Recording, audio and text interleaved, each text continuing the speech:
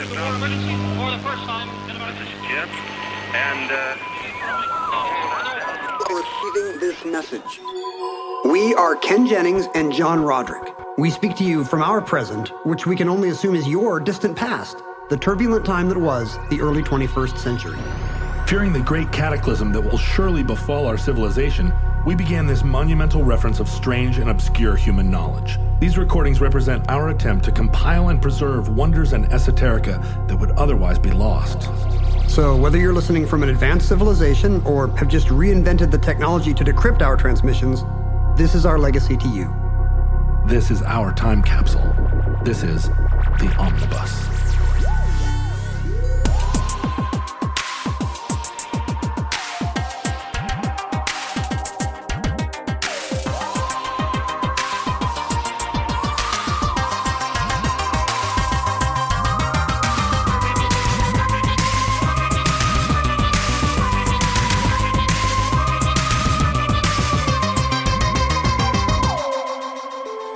You have accessed entry 528.PS6104, certificate number 41746. The Gimli Glider. And my axe. How long has it been since we've done an aviation theme, or rather, how long has it been since I've done an aviation-themed episode? Probably same answer. 12 minutes. 12 minutes since our last one. I don't know. You've never been in a plane crash. I thought you were going to say you've never been in a plane. You've now, been Ken, in a you've plane. never been in a plane. That's correct. I take trains everywhere. No, I know for a fact that one of your internet bits is to take pictures of the mountains, specifically Mount Rainier and Mount St. Helens. Yeah, I always, if we're flying over Mount St. Helens, for some reason, I just tend to notice because, hey, Mount St. Helens. There it is. It's very noticeable. And I always put it online. You're like, there it is again. Update, Mount St. Helens not erupting Still today. not erupting. And the funny thing is the National Park System, or whoever that is, has started to reply. Oh, do they have some young person that's like, lol? Let's make volcanology hip. Yeah. Let's vibe with volcanoes. St. Helens Stan. And so now they're bantering with you? Yeah, they'll reply and be like, yeah, that's what our cameras show too. And they're just trying to get links to their, and of course their cameras are better than me looking down from an Airbus flight. I've been to that visitor center. they could stand to clean the windows there. They've had a rough 40 years of that visitor center. Have you been up there recently? It's been a decade maybe. Yeah, there's a trail system, and they're trying to fix it because it's a little bit knackered. Knackered? So it's knackered. It's gone pear-shaped? It has gone pear-shaped. And so there's a lot of stuff, it's the mountains. It crumbles over time. But also, people forget how much wind there is on a mountaintop. Yeah. And the wind really scours. It's a scouring wind.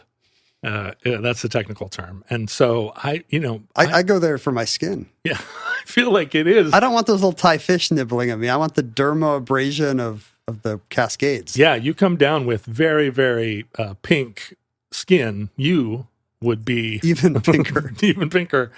But anyway, it's I feel like the visitor center, because Weyerhaeuser just built that big Weyerhaeuser Center, and it's so new and so dedicated to telling the valiant story of how Weyerhaeuser valiantly fought the noble trees.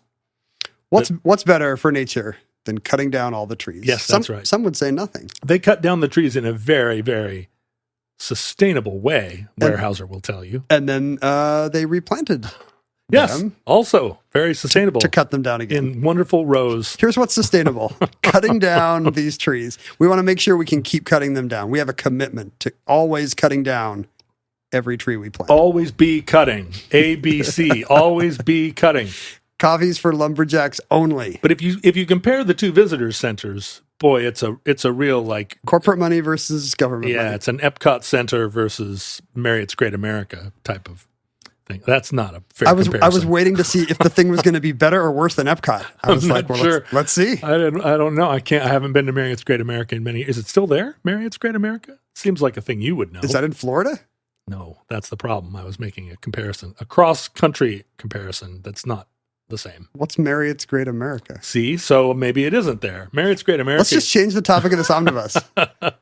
Marriott's Great America was an old amusement park in California.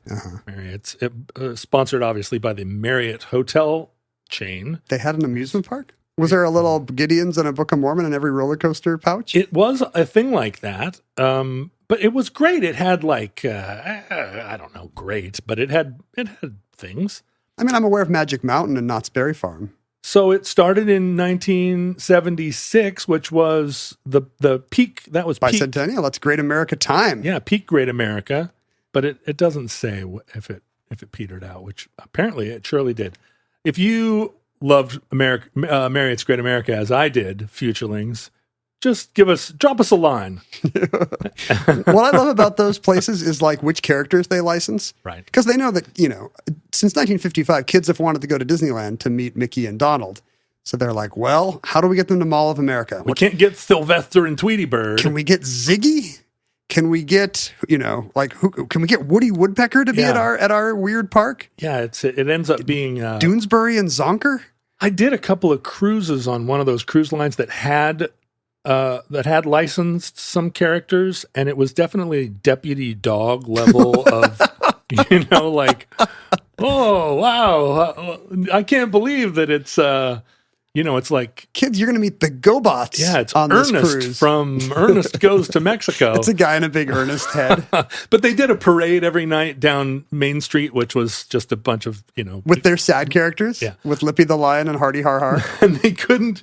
Because it's a cruise ship, right? It's not like there's a Gucci store. It's all Tanzanite. Tanzanite all the way down.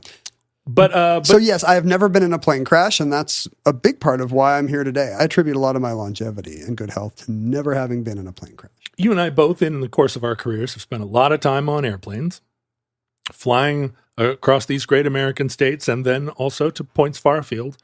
Building medallion status. That's right. Well, I'm still silver. Silver. I'm still silver. I'm not actually good medallion.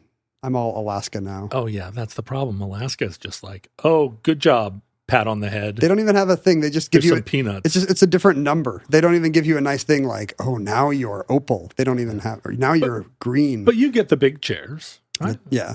But the big chairs aren't it's nice to get upgraded into the big chairs because you're like, oh boy, I didn't deserve this. But if you were platinum on Delta, you might get those layback things on your long across the world flights. That's true. But big not, beds they used to have those on Seattle JFK, and now they hardly ever do. Yeah. The little pod bay doors. It's not worth it. Yeah. I mean, they have them on LA to JFK, but I never do that. Yeah, because that's all the rich people. Exactly. Yeah. The last time I did that, I saw Uzo Aduba from Orange is the New Black. Oh, no She was kidding. on the next pod. No kidding. Did not talk to her. I feel like my experience of knowing people who do that flight a lot is that the only people that ever get upgraded are like double black diamond, Right. and they already paid $9,000 for their flight because it's just George Clooney both directions. I mean, it often happens when when I used to live in Salt Lake, I never got upgraded on Delta because every single person in Salt Lake City has Delta status. Of course. It's A hub. It's the only hub. Yeah. And they give it to you. The mayor gives you, when a baby is born in Salt Lake City, he or she is given. If they join the Boy Scouts or the Girl Scouts. Yeah, I've learned a lot from you. Did you ever get the key to the city of Salt Lake? No. I have one key to the city, and I think it's Dearborn, Michigan. It's not the one I wanted. No offense to the fine people of Dearborn. What was the one you wanted? San Francisco. If you could get the key to one city, that's a what would it great be? question. Yeah. You'd have to find out what the rarest one is. Like if Galveston has never given a key, you're like, I want. Oh I want wait, to be that is the thing That's you want is the rareness. Yeah. Oh, I want the one of a kind. Or maybe there's one other person who got it, and it's like Johnny Cash. Yeah, exactly. It's not Nathan Bedford Forrest or something. It's like Frederick Douglass or Elvis or something. See, I would want one to a city that I felt like then I could go exploit my key. Does the key do anything? Well, if you're like, it doesn't open every door. It's not a skeleton key. If you're in Amsterdam or Berlin and you have a key to the city, nobody there cares, right? Do they even have that? Probably not. You could carry it around on your head and because they're so blasé. But if you had a key to the city of St. Louis, you could probably eat for free everywhere you went. You go into any steakhouse in the city and just wave it over your head. I'd be like, what is this good for if not free steaks? So you just want a city with good steak? You want a key to the city of Omaha? No, I feel like I've stopped eating steak. Yeah. It no longer has the appeal. Santa Barbara. Whoa, that's a great key to the city. Yeah, that's it. Santa Barbara. Going to any like Aeropostale or All the little. what is a store that really like What's the tells the story the of most Santa Barbara store? Anthropology. Yes, exactly. Yeah. I've never been in a plane crash, although I've almost crashed a plane. But my dad was in a plane crash. He crashed our plane. Were you not in it? I was not in it. And when I heard he had crashed the plane, he was still in a status of having crashed in the wilderness of the Yukon territories in Canada. How did you hear? He got on the radio. Well, he was on the radio in the process of crashing. Was that the problem? He wasn't just paying like, attention to the road. Hey, breaker 19, breaker 19. No, he was actually flying from Anchorage to visit me in Spokane and did not arrive because he crashed in the wilderness. And so when I was like, my guy should be here pretty soon, I got a call, and it was on the phone in the hall in my dorm. This was back when John, your dad's had a plane crash. yeah, hey John, I need the phone. And then you run down, and there's only one phone.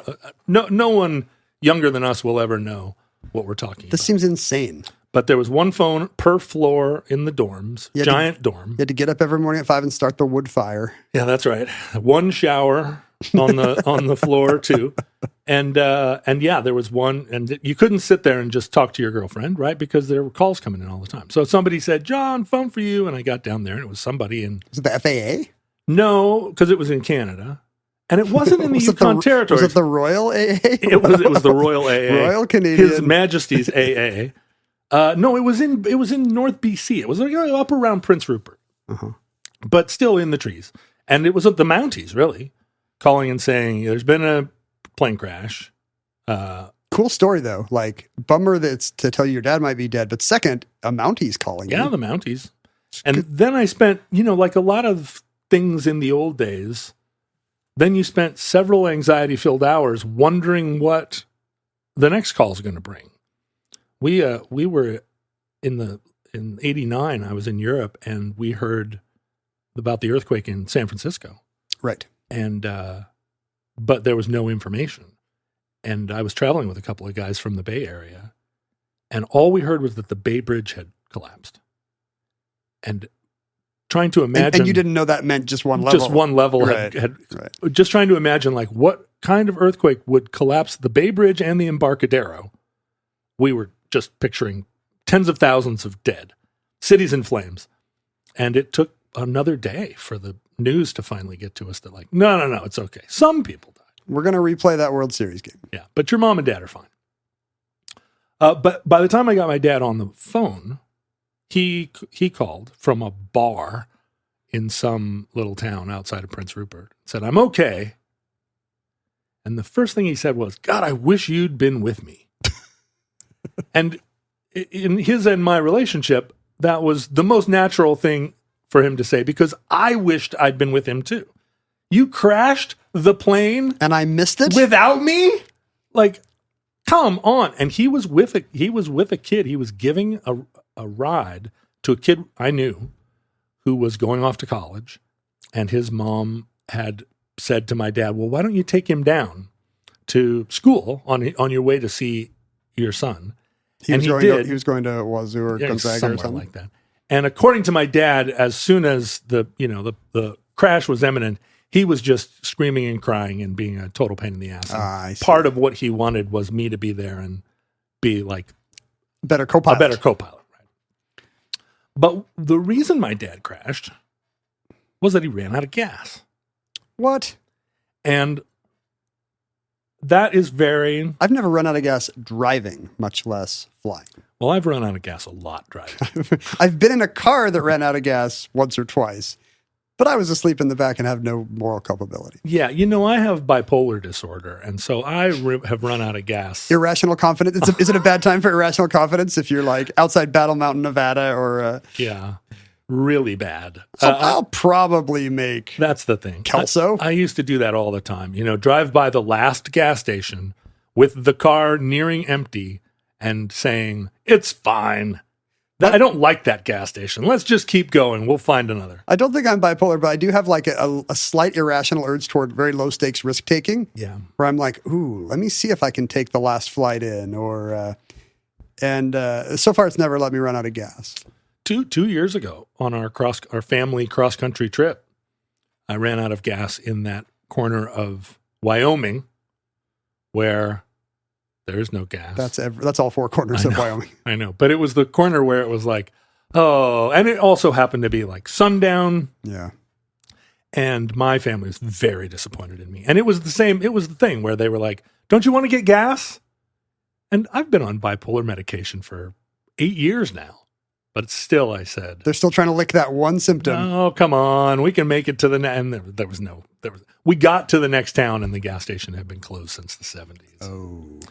Used to happen a lot. But no, in this case, one of the things, when you're flying in an airplane, there are checklists, there are dozens and dozens of things you make sure you've checked and double checked, because it's not a mode of transportation that you want there to be. Yeah, it's not forgiving. Yeah, something unexpected happening. And are you saying fuel is not on that checklist? It absolutely is. It's right near the top. Fuel is really an important aspect, and especially in this kind of cross-country flying where really the legs of his trip are more or less prescribed by the distance you can travel on a tank of gas. You have to refuel that plane multiple times to get from Anchorage to Eastern Washington. He was flying in a Cessna 182, and so and there is an archipelago of gas stations that everybody knows that makes that flight, and you can land at these various.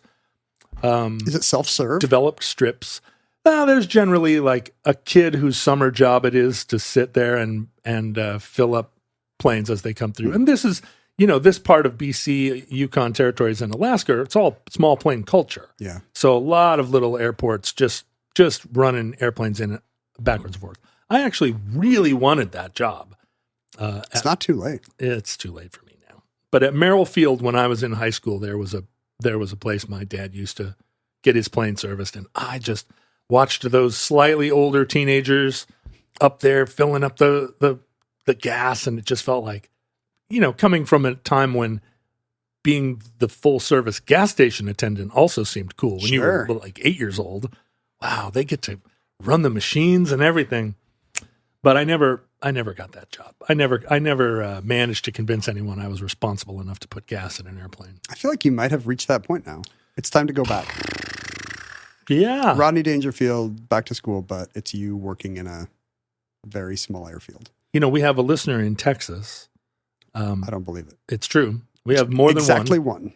But one of them is an instructor, small plane flight instructor, who has offered to help me re-get my pilot's license if I want to come down to Texas for 10 days. And he said, we'll just fly every day and we'll study. And by the end of the week, you'll have your private again.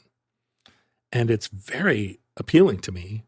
Except that you don't want to be in Texas for 10 days. No, I would even do that. But I think when I was thinking about what crazy things should I do to give myself like a new lease on life, I decided I was going to go to Israel instead of go to Texas and get my pilot's license. Partly because of the suspicion that maybe bipolar disorder and pilot's licenses are not the most compatible two conditions to have. Well, one is treatable. I guess you can treat both of them. You've let your license lapse, and you're medicated for the other. Yeah, but I keep running out of gas. It's kind of like being a crackhead and a locksmith. You don't want to give a locksmith certification to a crackhead, right? That just seems like it might make their locksmith powers too good. It might concentrate their abilities. That's right. Ed Lattimore says, super locksmith. Nobody is as motivated and as ambitious as a crackhead. But in trying to. Because my dad is a very experienced pilot. He learned to fly in 1943. He's flown all around the world. And What went wrong? how the heck, and that was the second thing I said to him, how the heck did you run out of gas? And he landed it in the trees. Like he when he finally, because he could see, I think he could see a strip and he knew he wasn't going to be able to make it. And had he already run out of gas, or was he like, I know I can't make the next station? This is the problem. He ran out of gas, and it was a tremendous surprise. He discovered it as the engine. They're flying choked. along, and the It's not what you want. and of course, the pilot's instinct is like, oh, well, that's just a mouse got caught in the carburetor, and then trying to start it again. Did he tap his gauge with one fingernail? And then looking down and realizing, oh, wow, I'm out of gas. How did that happen? And how did it happen? Because he'd gotten fueled up at the appropriate gas station. They had tested with all their. I mean, you have to guess that they tested to make sure the tank was full. It wasn't his error. He didn't get up there with a dipstick and stick it in because this is a way to test how much gas is in an airplane. It may surprise you to learn, and it's part of the story today, that they still use dipsticks that they stick in the hole and pull back out and go, oh, there's enough gas in there. I mean, that's still how car oil gauges work. Yeah, but you wouldn't think that it was true in airplanes, especially, as we'll see, in wide-bodied jumbo jets. It really is just a sign that you should not trust advanced technology. That the more things advance, the more ways they can break. And therefore, when the chips are really down, people would rather trust a strip of metal. Well, that is a big part of our story today. In trying to... By the way, between your dad and your chemistry teacher, you have a lot of bad pilot role models, and maybe you should not be recertifying. Oh, I mean, one of my all-time heroes, as was true for a lot of Alaskan kids, a legendary Alaska bush pilot by the name of Don Sheldon, who was, I think, the first pilot to land an airplane on Mount McKinley. He was just this swashbuckling kind of... I think we've talked about Don before. Yeah, Don is known to the future. Don is known to the future, right? It was Don Sheldon's daughter that came up, I think, if not on this show, then I've told the story of Don Sheldon's daughter because although she and I have never met, we have a deep connection from the mid-'80s. I'll just tell the story very briefly. Don Sheldon, legendary bush pilot, ended up dying. In pilot-related ways? In an aeronautical way? No, Don Sheldon died of cancer, which is an inglorious end to a legendary airplaner. His daughter, they lived in Talkeetna, a tiny little Alaskan town at the time, and there was a Alaska statewide essay contest. Not essay, I guess short story contest. And the principal of my high school was one of the judges of the statewide essay contest. And as you know, I graduated last in my class from high school. Principal didn't love you. Principal loved me and knew that I would be skipping class generally. And so he would allow me to skip class if I came and sat in his office. Got it. And at one point he said, I have to judge all of these statewide essays. Why don't you do me a favor and read them and just separate them into 3 piles? You can put the ones that just aren't going to cut the mustard, ones that you think are fine, and the good ones. And so I would sit in his office and read these essays from kids all across the state. Well, one of these stories was a story from Talkeetna, written by a girl who it was basically a sex fantasy. The story was about an outsider, a boy from outside, a rakish. Don't most boys come from outside? What's it called? Talkeetna? Talkeetna, yeah. But outsider means from not Alaska. I see. Who came there, and I don't think he was a vampire. That element of the storytelling hadn't arrived in the scene yet. He was sparkly, but yeah, he was dark-haired, beautiful boy who didn't know anything, and she showed him the Alaska ways. She taught him to ride a horse. I mean. They would ride down. She taught him how to pan for gold and how to make a bong out of a potato and all the great Alaska things. And it was really like it was really a teenage girl's fantasy of like her first boyfriend. And it was written by Don Sheldon's daughter. Did you know that? Her last name was Sheldon, obviously, and I knew from Tolkien, right. so I made the assumption, and then later did the research and realized it was her.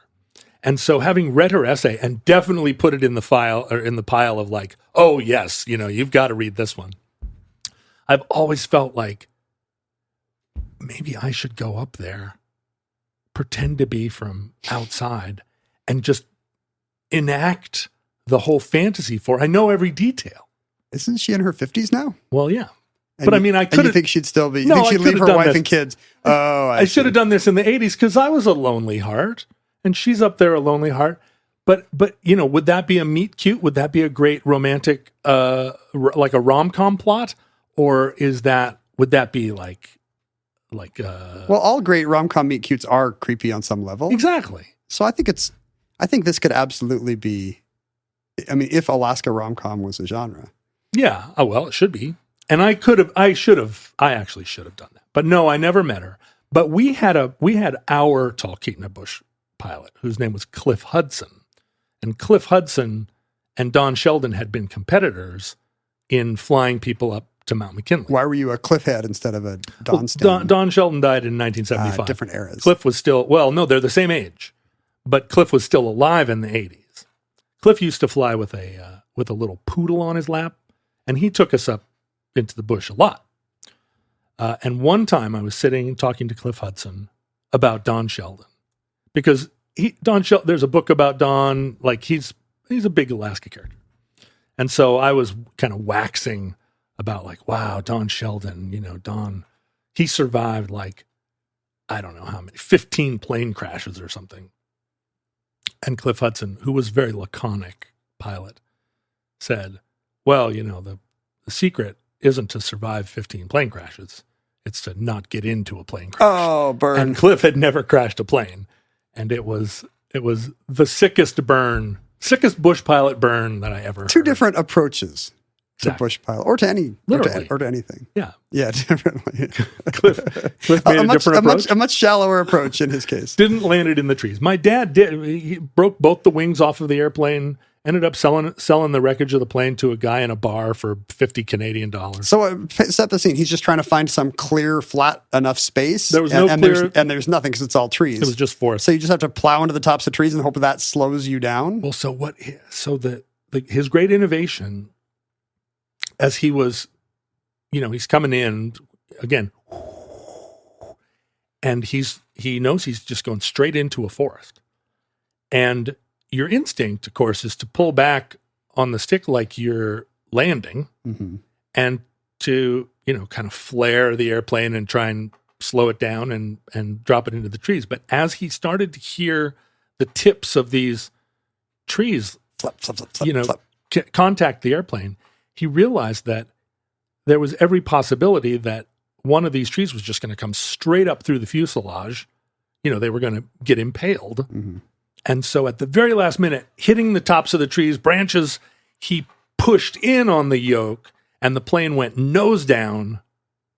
And basically the wings then caught the trees, broke the wings off, and the plane came to the fuselage with him and this kid in it. Screaming kid. Came to rest upside down.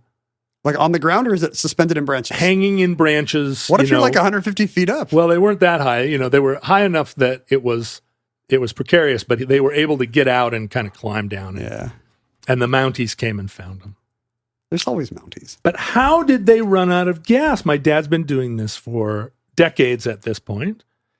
Running out of gas is kind of when you're sitting around the airplane bar and everybody's talking about their best crashes, like running out of gas in British Columbia is not the coolest version.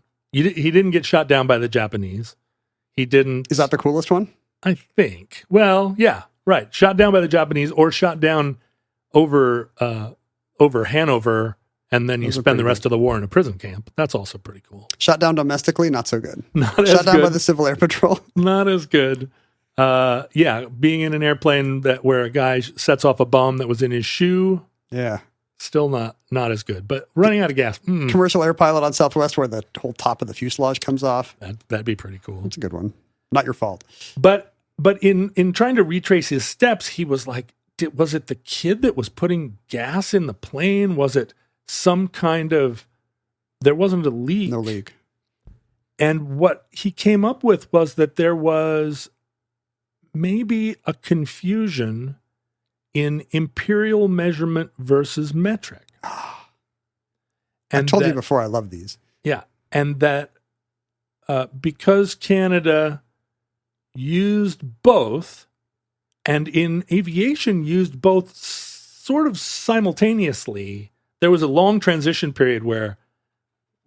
Like he wanted 30 gallons, got 30 liters or something? Well, it would be the other way around, right? If you wanted 30 liters and got 30 gallons, that would be a lot less than you had planned. He never worked it out.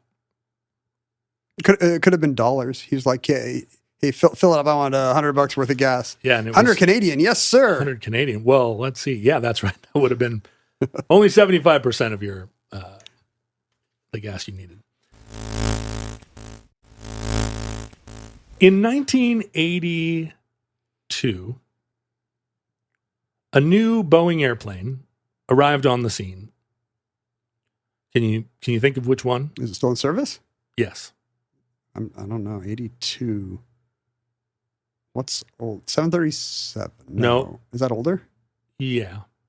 Right? 707? No, that's too old. That's like the workhorse from the that's the early one. 60s and 70s. No, it was the 767. 767. The 767 arrived on the scene, and the 767 had a few real innovations for its time.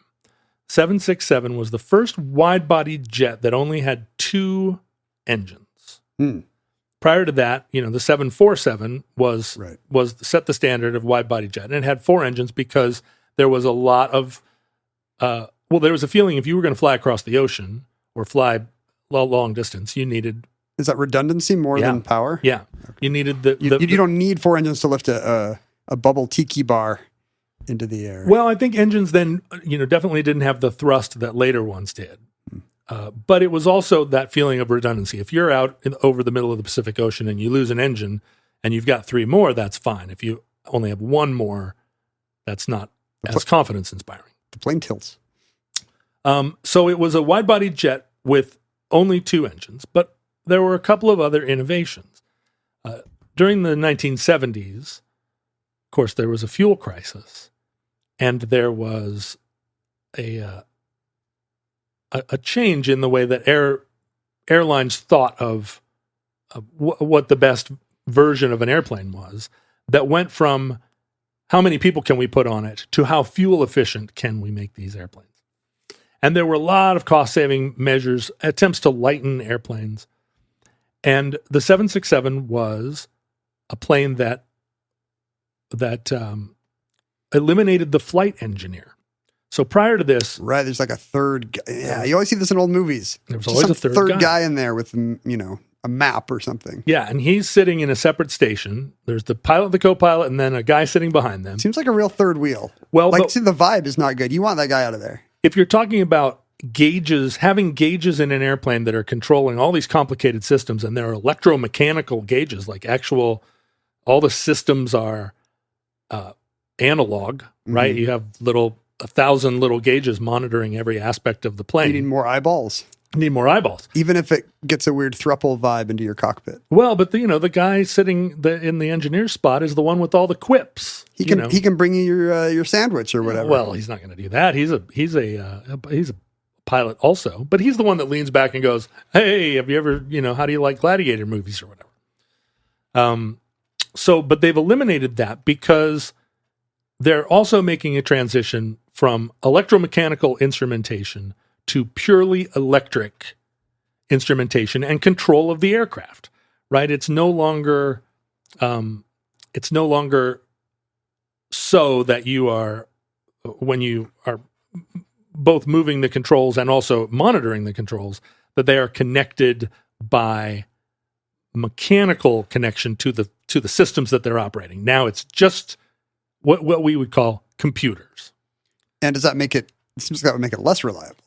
Well, certainly lighter. As we'll see, there are some challenges. I'm just saying, why don't you need the third guy? Is the idea that these new systems are better at alerting you, so you don't need constant scanning? Or? But also on your screens in front of you, you can now choose what you're looking at.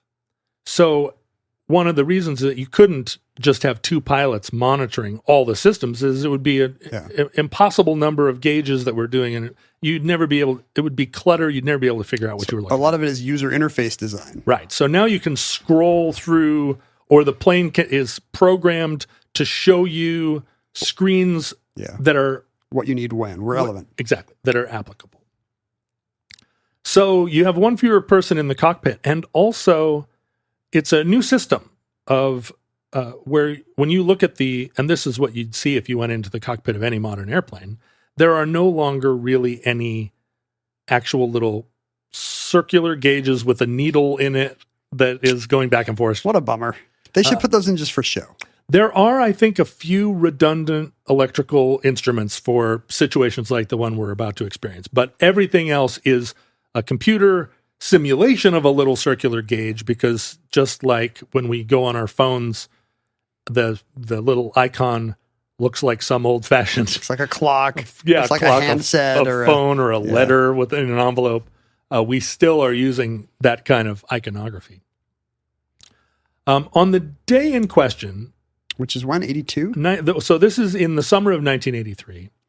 A Canadian Airlines, or rather Air Canada 767, a brand new airplane.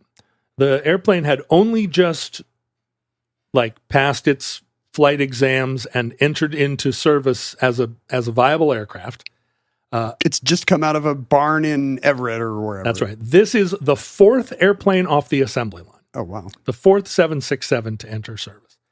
And they are still really writing the manual from the time that the airplane left the factory in Everett to the day in question, July 22nd, 1983. 55 additional citations had been discovered that had not yet made it into the flight manual. The back of the flight manual is a bunch of blank pages. And these all get mailed out. Yeah. You probably paste it in. Oh, by the way, we've noticed a problem with the Fritzen jammer. And in order to solve the Fritzen jammer problem, you have to put a flange spanner in the yoke. It's just funny to imagine a time when it's not an email and an automatic adjustment of things. Right. And it goes out to the mechanics, right? There's a massive group of technicians that are maintaining and servicing these planes as they fly from coast to coast, up and down the line. And one of the things that they've noticed in the the early weeks of flying the 767 is that there's a problem, there's a bug in the fuel quantity indicator sensor. The FQIS. That's right. The FQIS, and in the 767, there are two FQIS, so they're redundant. And there is a known issue that the FQISs are throwing up. They're failing. And will they be wrong in sync, or will the backup one help you out if your first one's wrong? Well, this is the thing. If the FQIS, if one of the two fails, it will register as a system failure. And then if you disable one, the failing one, the other one works fine. Okay. But if they're both on, the screen blanks The second out. one never, okay. Yeah. So it's recognized that there's a defective FQIS. And the technician that recognized it made an entry saying, one of the FQISs is busted, so I disabled it. The other one should be fine. This is this particular craft? This is just this one airplane, the what will become Flight 143. And at this time, there have been so many alterations and so many sort of we're working the bugs out of this brand new airplane, that the normal system that you would use to decide whether or not an airplane was safe to fly has sort of been there's enough workarounds that they're just saying, well, if the technicians on the ground say it's safe to fly. We're going to. It's more of a vibe at this point. That's right. And it's the early 80s, right? So there's a lot, it's sort of deregulation, baby. Hey, Reagan era. And it's just kind of like a Bill Murray and Stripes era anyway, where everybody's like, it's fine. A guy with a backwards baseball hat is like, don't worry about it. I've seen this before. And so without the dual FQIS, This is the first time I've ever said one of these BS acronyms, and you've actually kept it up. Yeah, I like it. I like FQIS. Do you think that's what the technicians would have said? I'm sure it is. Yeah. They probably said FQ or whatever. They might have just said Yeah, they probably said FQ. FQ. Hey, FQ, buddy. FQ mom. But what the manual said was, if one of the FQISs fail, the other one should be fine. But in order for there to be redundancy, you need to also actually get up on the wing and stick a dipstick into the gas tank of this brand new airplane, and just make sure that you've got enough. Hard to do in flight. Very hard. You got to get one. You got to get the little gremlin guy to do it. And so they do the dipstick reading, and the FQIS, the single one, is working. Where's this flight heading from and to? Well, so on the day that they recognize the problem, the plane is in Edmonton, which, as you know, is the capital of Alberta. A great province. Edmonton, a hilarious. I've never been to Alberta. Have you not? No, not even Calgary. Calgary is a great town, very Denver-like. Edmonton is it's very much like Anchorage. If you took Anchorage and made it 4 times as big and put it in Canada. Fewer people, or is it? No, it's lots more of people. Edmonton's a big town. But it's up there. It's up above the line where trees are no longer big. I'm going to change my answer. I want a key to the city of Edmonton. It's pretty, well, and then it became like an oil rush town, and it's a real, these are all cowboy towns. It's Alberta. It's just like, it's an extension of North Dakota.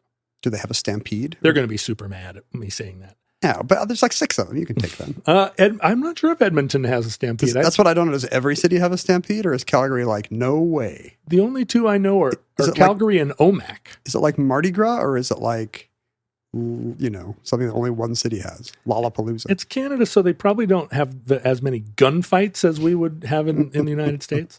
I've only been there once, and we played a rock show there, and it was a great time. And I was impressed by the town, but not enough time to really get the whole measure of their character. Maybe Canada's small enough that you get a key to the whole province. A key to Alberta. Yeah. Congratulations, Ken. You're for your contributions. You're an honorary Albertan. Yeah, you get a key to the province of Alberta. Yeah, I kind of like that. Well, in this case, they discovered the broken FQIS in Edmonton, and they said, look, we'll finish out this run. The flight's going to Toronto first, and then Montreal. Did you say Montreal? Montreal. Okay. It's like Eugene. Is that your mantra? My mantra is that Montreal is pronounced that way. Montreal. And then it's going to overnight in Montreal, and then it's going to come back to Edmonton the following day. But the return flight through Ottawa. Okay. The great capital of Canada. It is great. It's amazing there. Oh, it's so beautiful. Yeah, actually, it's kind of nice. The federal architecture, they wouldn't say federal. Whatever their national parliamentary architecture is nice. It is. The Rideau Canal. It's like if you took some of the nice buildings from London, yeah, but you didn't have all the other buildings that make up London. Yeah, it's like just the buildings. We just took out kind of the old-timey European capital stuff. Yeah. And dropped it on this plateau. And then there's a lot of grass in between them instead of Savile Row tailors and whatnot. It's one of those capitals that was chosen because it was halfway between the 2 cities that actually wanted to be capital. Yeah, exactly. Like Olympia here in Washington. Didn't really have any of its own merits. But here's the issue. At this time, Air Canada still converted metric to imperial at the level of gasoline. I shouldn't say I love these because sometimes they kill people, but boy, do I love these. What, and complicating it is, you're calculating volume and weight. And so in calculating how much gas you need, you go from centimeters of gas. You translate that into how many liters, because you're measuring with the dipstick. Right. So how tall you're. Here's how many centimeters of gas you have. Now, how many liters does that represent? But when you buy gas, you buy it by weight. So how many liters is that? Therefore, how many kilograms of gasoline is that? And then you translate that to how many imperial gallons it represents.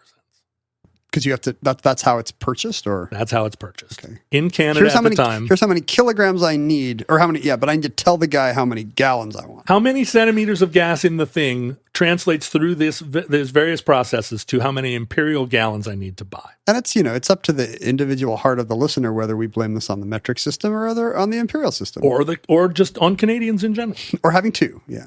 The real problem is having two.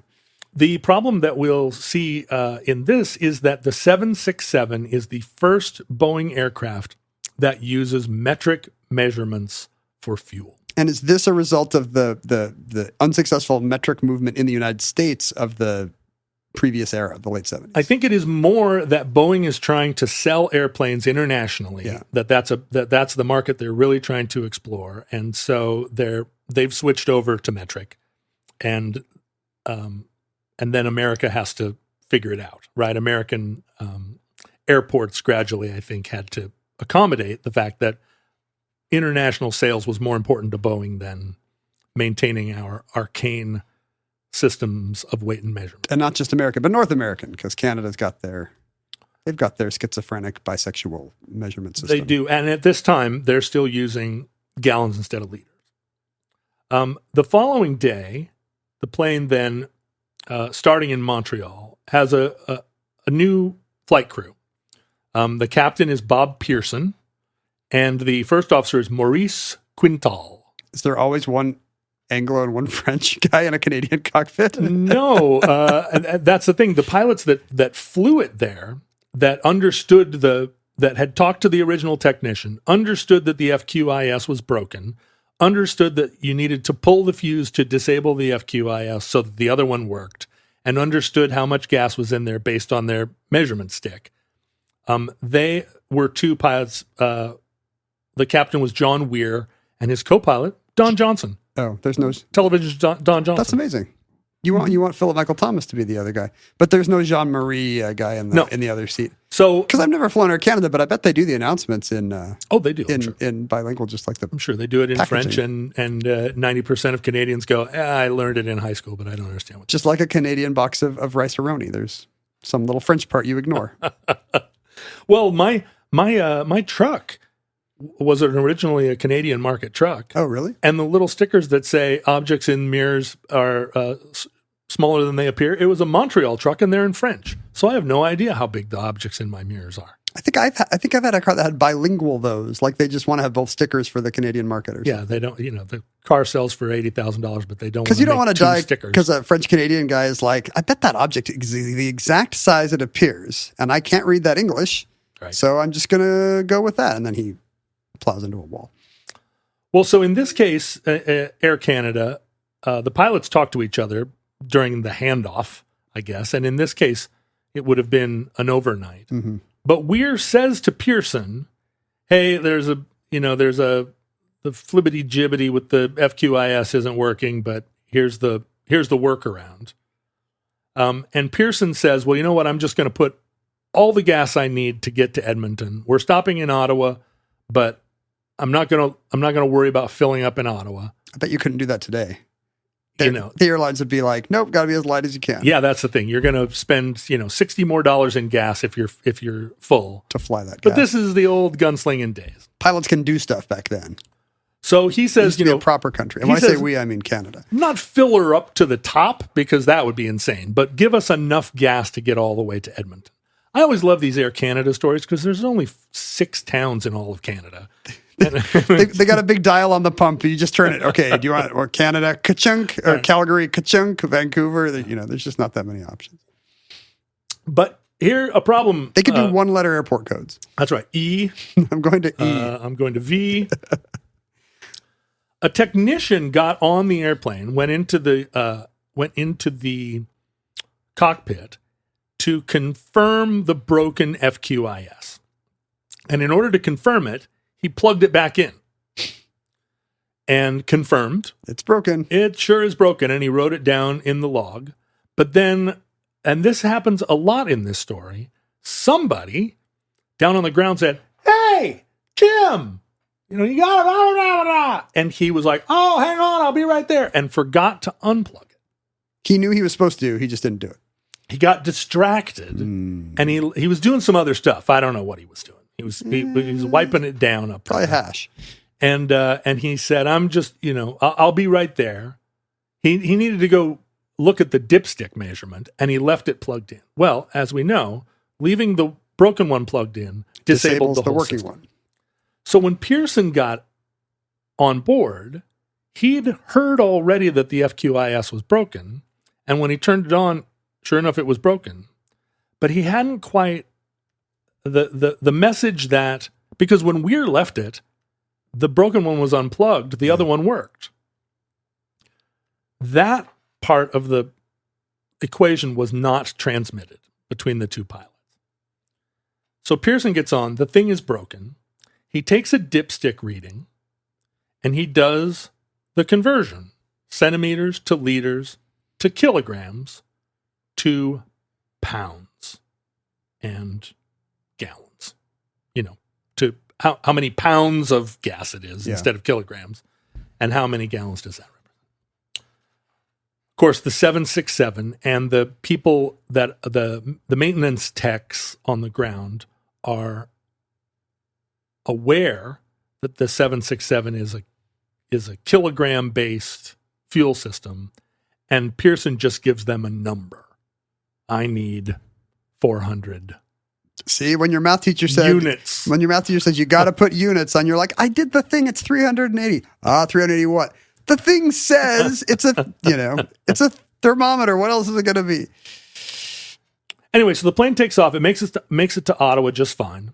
And in Ottawa, they do it again. They put the dipstick in. The FQIS is still not working. The dipstick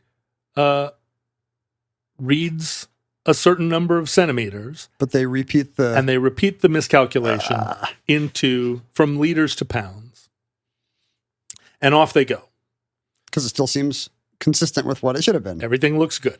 The numbers are right. Now, in fact, when you convert from liters to gallons, in fact, they had about half the gas they needed. They needed 44,000 gallons, and they had 22,000 liters, or they needed 49,000.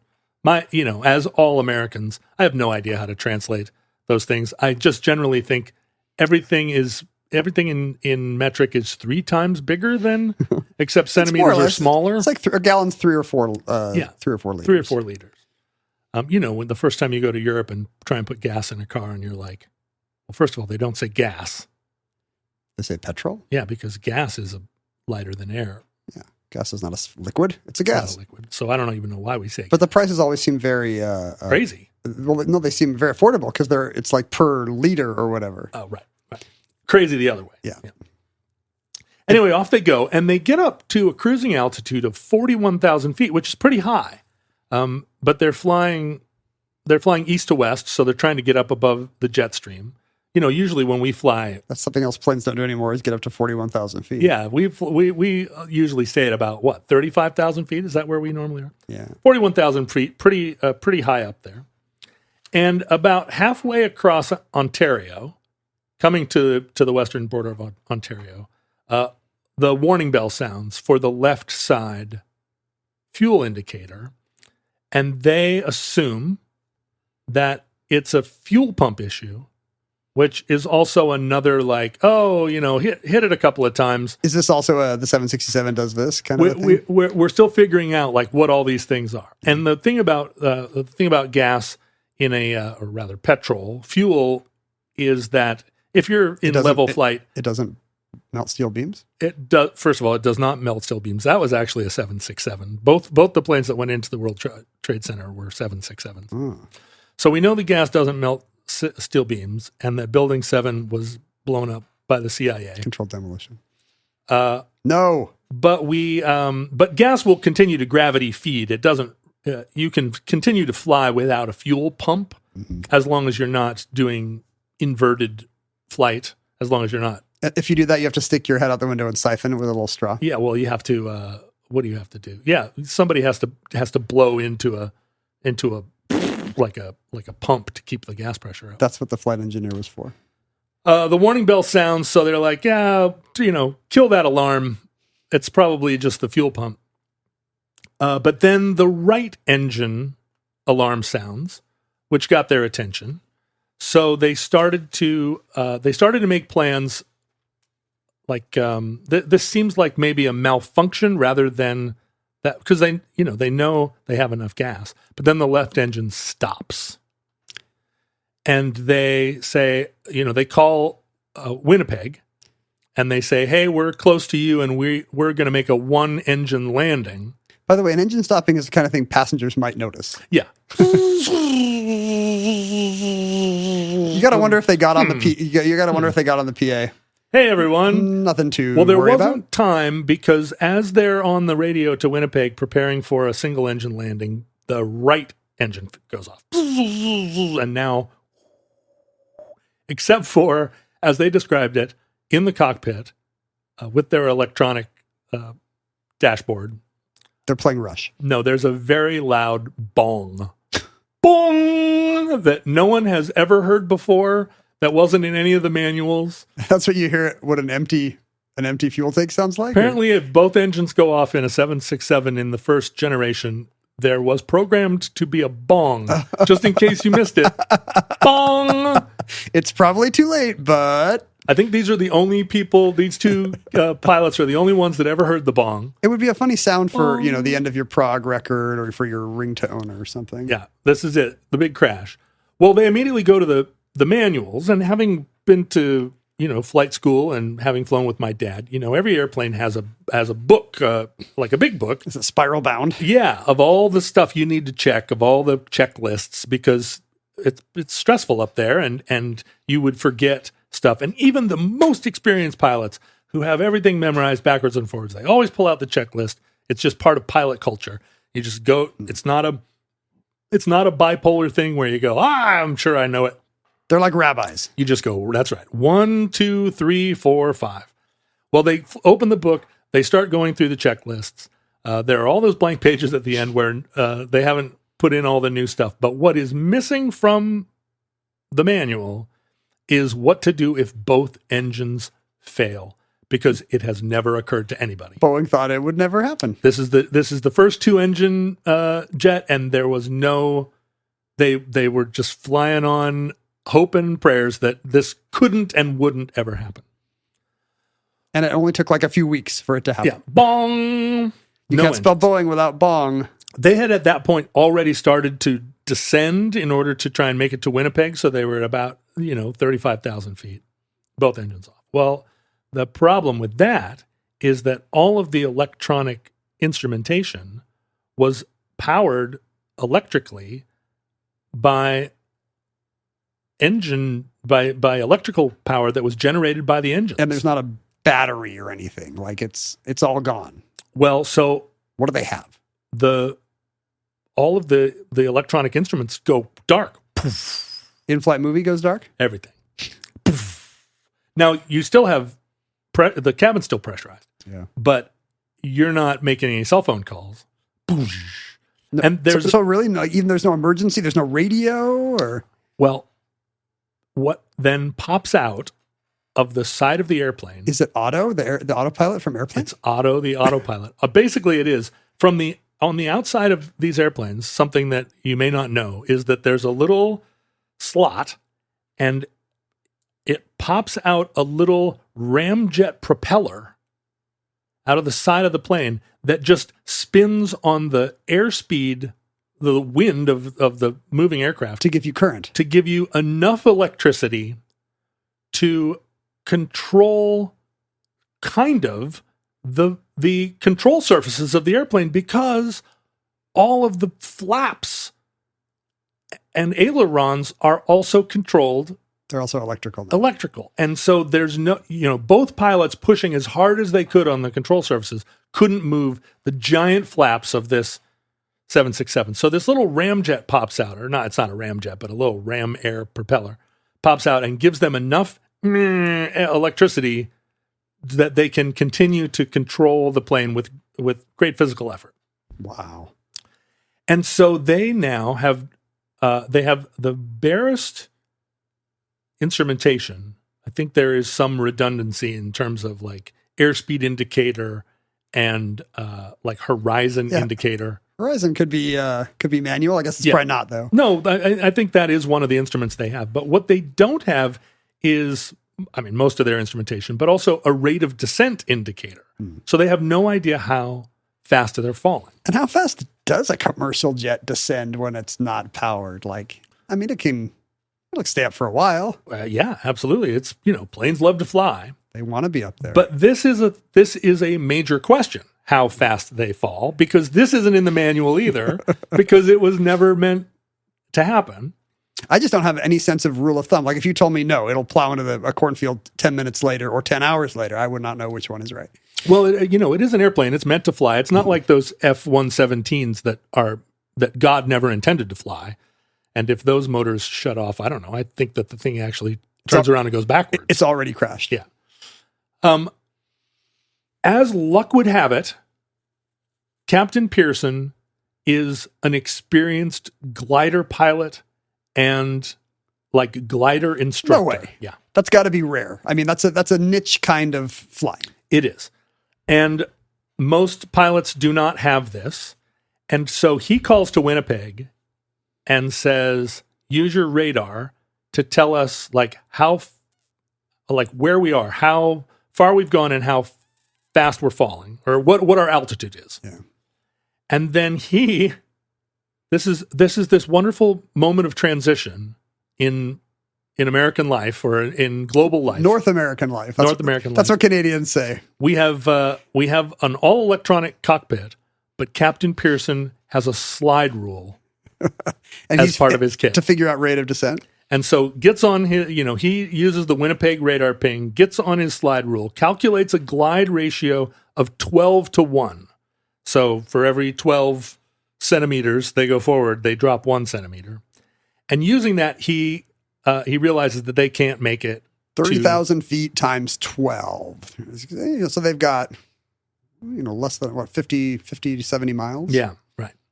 And so in casting about, there's no place for them to land, no airport that can support a 767, except Monsieur Quintal was a Canadian Royal Canadian Air Force. He's the co-pilot.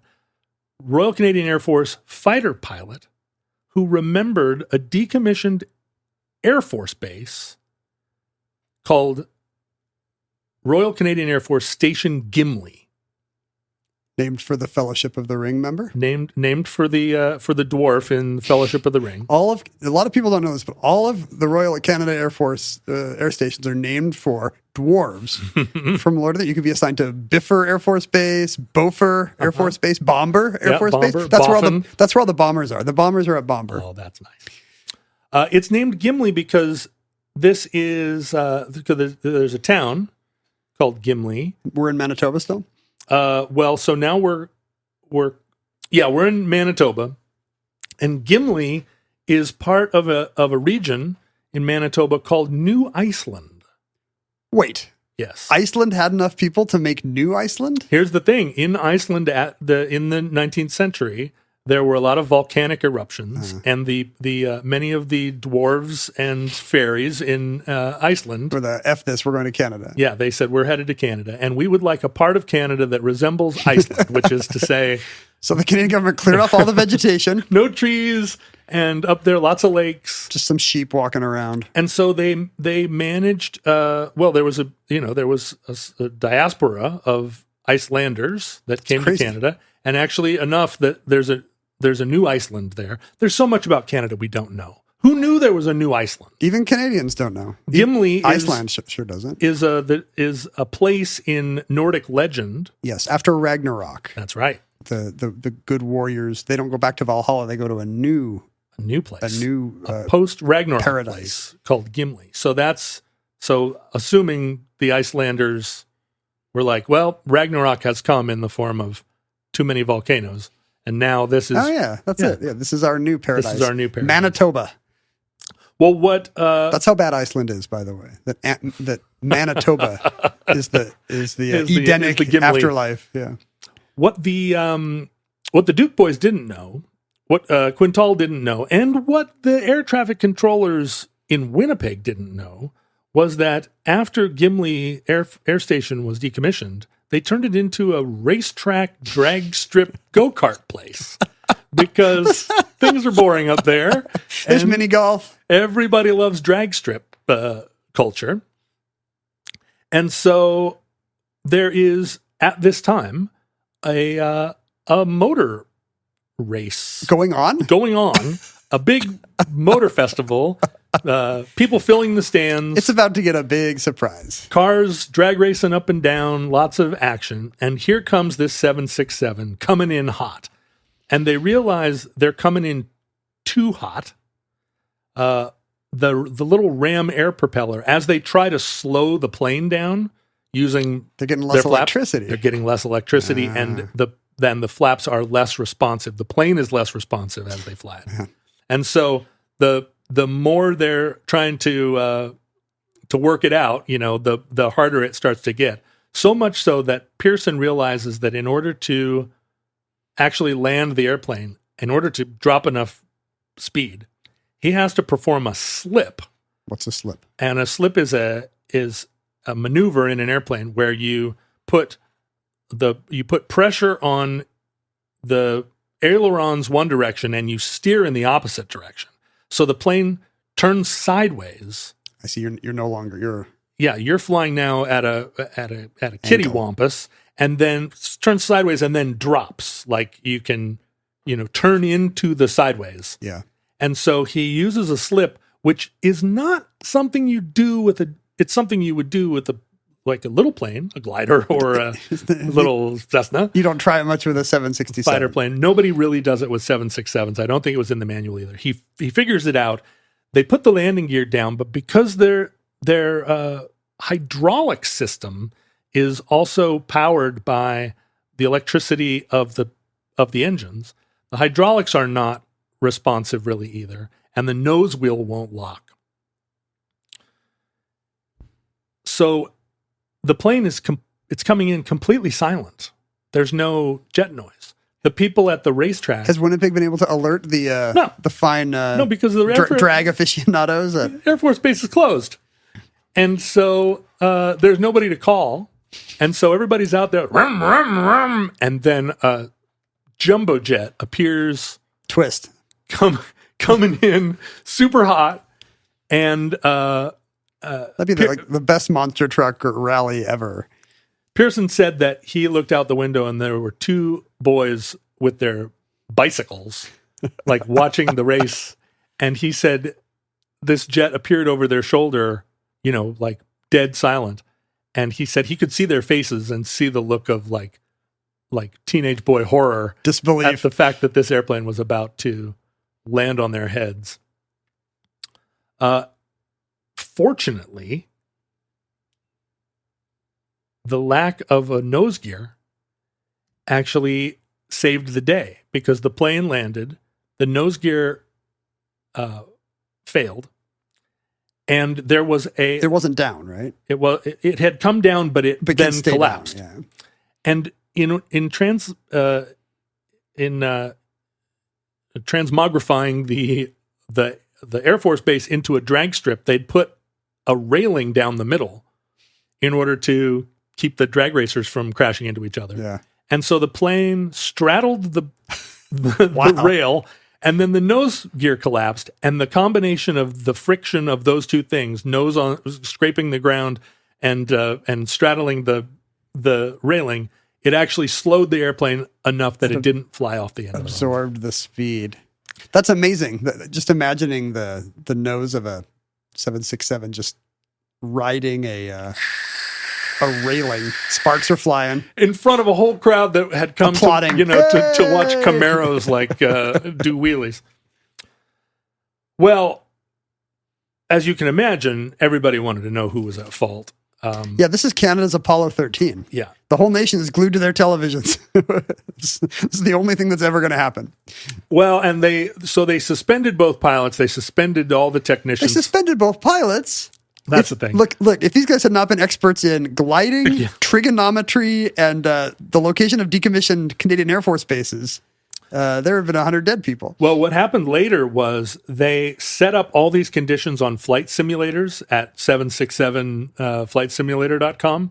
But also, in the old days, like put pilots after pilots after pilots into this situation as part of a flight simulator, and none of the pilots could land. They all died. They all died.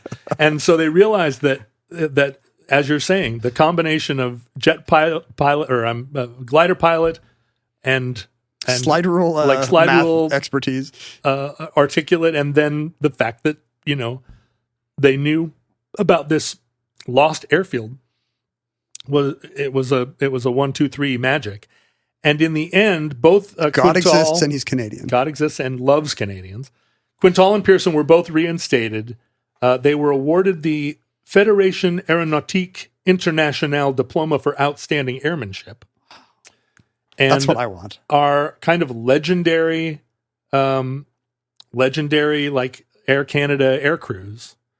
What's insane is that they managed to get out there, fix up the airplane, fly it out of there, which was a big day for an on-time arrival. A big day for the residents of Gimli, and put the airplane back into service, and it remained in service until 2008.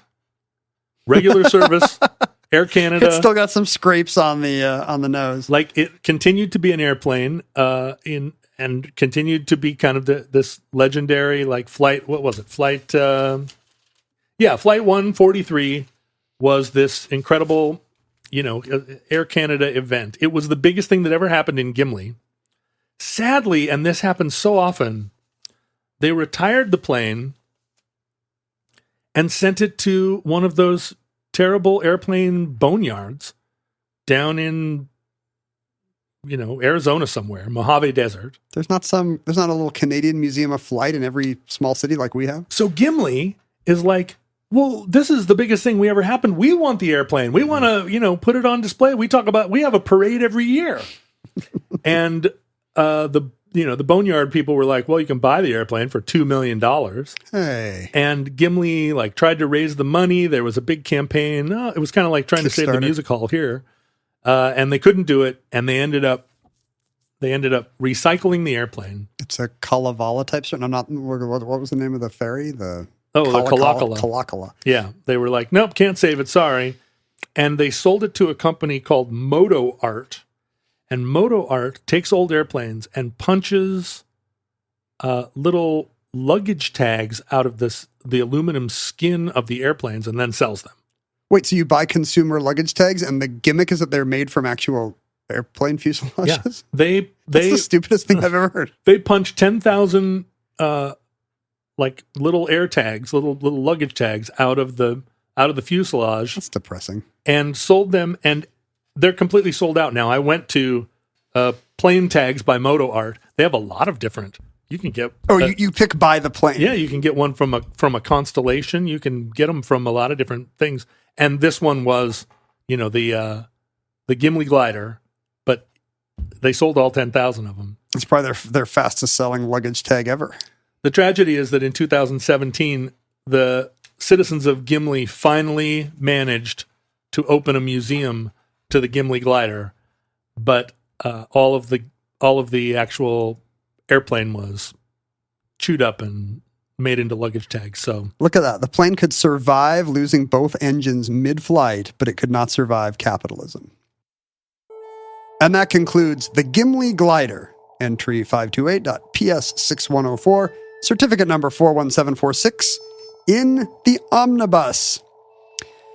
Speaking of late stage capitalism, we are at Omnibus Project on various social media networks. And Although, are we on Blue Sky yet? I don't know. I guess I should. Yeah. I'm not going to blow an invitation on this piddling podcast.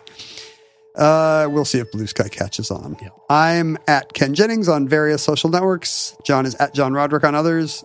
None of them the same. That's not true. We're both on Blue Sky. Yeah, but I have been permanently banned from Twitter now.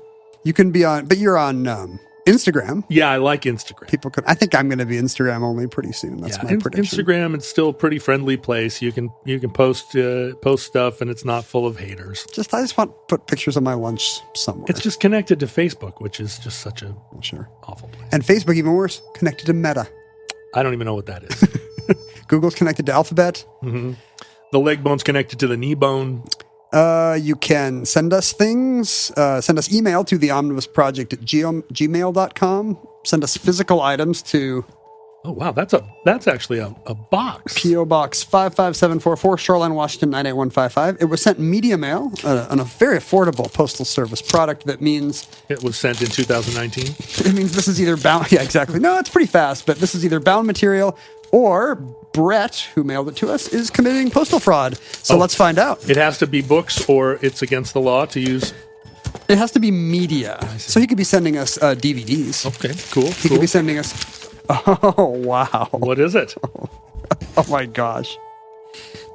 You're pleased. I am really pleased. This appears to be something on the order of between 50 and 100 1980s era Mad magazines. Boom! Oh, my God. It's his Mad magazine collection. The one I pulled out, Rambo First Blood Part 2, but also Night Court. We're going to have some Mort Drucker Night Court caricatures. Night Court. How are you and I ever going to figure out who takes possession of these? Is this going to be one of those Beanie Baby court cases where you and I lay them out on the floor and we each get to take one at a time? Oh my gosh, I think I had this one. Fake Trivial Pursuit cards on the back instead of a fold-in. I had every one of these because I was a loyal Mad Magaziner during this period. What's the latest one? Because I would have stopped buying Mads about 1986. I'm into the late 80s. They all appear to be right down the plate for me. Like I see 83 to 89. Well, and there's some of the big square bound ones that had all the reprints at the bottom. Well, that's how we could divide it up that way. I get 83 to 86 and you get 86 to 89. We should just divide them up by who did the relevant omnibus. For example, here's the California Raisins on the cover. You can have that one. The Mad Fold-In is about poker players, but I can't see what the... Nobody has folded these fold-ins. This is remarkable. This is so great. I can't wait to have these, but then my daughter will, one by one, just tear them to shreds. She loves Night Court. Doom, doom, doom, doom. What's the Night Court theme? Boom. No, it's Barney Miller. Boom, boom, boom. It had some kind of boom, ba-doom, boom. Yeah. Do, do, do, do, do, do, do. That's Barney Miller. It might be the same composer. It is a bass line like that. How does it go? It's not the Seinfeld boom, boom, boom. Now that I've heard Night Court and Seinfeld, or Barney Miller and Seinfeld, I will never hear Night Court. But it does. It's a bassy one. Mark Miles, play a little bit of the Night Court theme for us. Ah, there it is. Brett says, please accept this humble contribution to the Omnibus archives. Ken and I were born the same year. I knew it, 74. His brief obsession with Mad Magazine started in 1985 to age 11. He left in 1990, just a couple years after Don Martin did. Different reasons. Him for money, me for girls. Maybe Don Martin thought he would meet more girls if he left Mad Magazine. Oh, these came from Brett in Ballard. P.S. Hooray for Media Mail. Brett, you could have probably just walked to my house. By some miracle, these survived 35 years in my mother's steamy New Orleans attic. When I found them, I knew exactly where they had to go. His mom didn't throw away his comics or his Mad magazines. She probably couldn't get up to the attic past a certain point.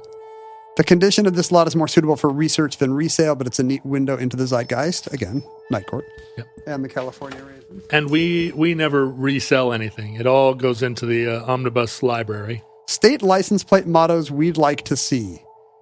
Texas, play football or die. Ha ha ha. Florida, America's drug dealer. That's kind of funny.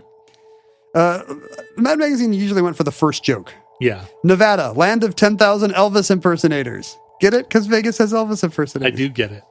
Yeah, they had to put out an issue every month. They didn't have time to You know, my daughter has started making puns, Oh, boy. and I have said, sweetheart, I will allow you to make puns until you're 13 years old, and then you have to stop. And she's very offended because her puns are good. They're Ken Jennings level puns. Wow. Thank you so much, Brett. That was delightful. So yeah, send us all your Mad magazines to P.O. Box 55744, Shoreline, Washington, 98155. Find your fellow futurelings on Reddit or Facebook. There's a Discord, I think. John's on that. What's that sewer you're on called? 4chan? Not anymore. I got permanently banned from there, too. Wow, what do you have to do to get banned from 4chan? It was a big misunderstanding. It was a terrible series of very unlikely misunderstandings. I'm permanently banned from everywhere except for for Denny's, the metaverse. You can be in the metaverse. Yeah, so far. Who knows what next thing I'll say? The most important thing of all, we have not yet been banned from Patreon. Oh, thank goodness, John. You need to really keep your mouth under control on Patreon, if you would. I know. I also need to diversify my income streams. Yeah, if you want to make your house payment, maybe stay in Patreon's good graces. I mean, so far I have been kicked off of almost everywhere I've ever been, including college. So how many gas stations have pictures of you by the cashier? I know. More and more. Well, virtual gas stations, they all have them. If you would like to support Omnibus, but you don't have Mad Magazine from the mid-'80s at hand, there's only one way to do so. You need to go to patreon.com/Omnibus Project and support today. There are now 42 bonus episodes, monthly bonus episodes that will be immediately at your fingertips. So if you're jonesing for a second weekly show, that's the way to do it. Listen to an addenda every Tuesday for better part of a year. Yeah, almost an entire year. Thank you. If you support Omnibus, thank you for your support. We could not do it without you. Futurelings, from our vantage point in your distant past, we have no idea how long our civilization survived. We hope and pray that the catastrophe we fear may never come, or we may have to go to Gimli in New Iceland. If the worst comes soon, this recording, like all our recordings, may have been our final word. But if Providence allows, we wish you many goods and cheese, and specifically Icelandic whale cheese. And hope to be back with you soon for another entry in the Omnibus.